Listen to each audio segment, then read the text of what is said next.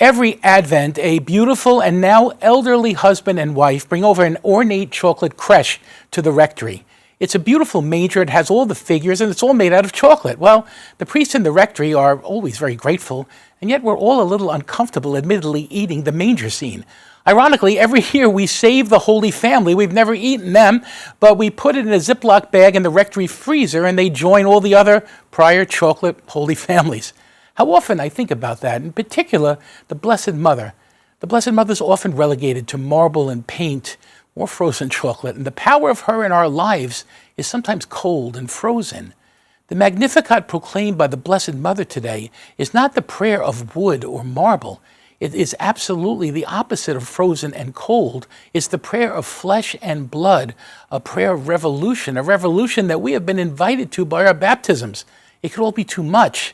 It might be better to keep the Blessed Mother tucked away somewhere, eternally distant, eternally meek. Her prayer is not close to this today. Look at the Magnificat. It calls us to a moral revolution. She says, He scatters the proud in their conceit. Yeah, the value of life, the value of the person, the value of the family and marriage, the value of the environment, all been entrusted to us. And we're called to that revolution to protect that. We're 70 million Catholics strong in this country. We're so called to protect others. Then she calls us to a social revolution. She says, He casts the mighty from their thrones. We live in a world where power reigns, where kingdoms are built and preserved, and yet we see them fall, and we're surprised.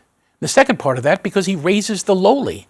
Yeah, again and again, the lives of the saints tell us about that. Think of Saints Maximilian Kolbe, St. Clare, St. John Vianney, to name a few. With their lives as an example, there's hope for us. And lastly, it's about economic revolution. He has filled the hungry with good things. Those who are rich, He sends away empty. Where are we still hungry? Wealth seems to lead to a feeling of emptiness again and again. We want bigger bonds, but what needs to be done in our lives is to make more room, time, and energy for prayer and reflection. It's there that the hunger will arise. Jesus needs our hunger. The Blessed Mother's prayer, deeply rooted in the Old Testament prophecy, is waiting for us. This revolution needs a people. It needs us. It may be easier to leave the freezer door shut.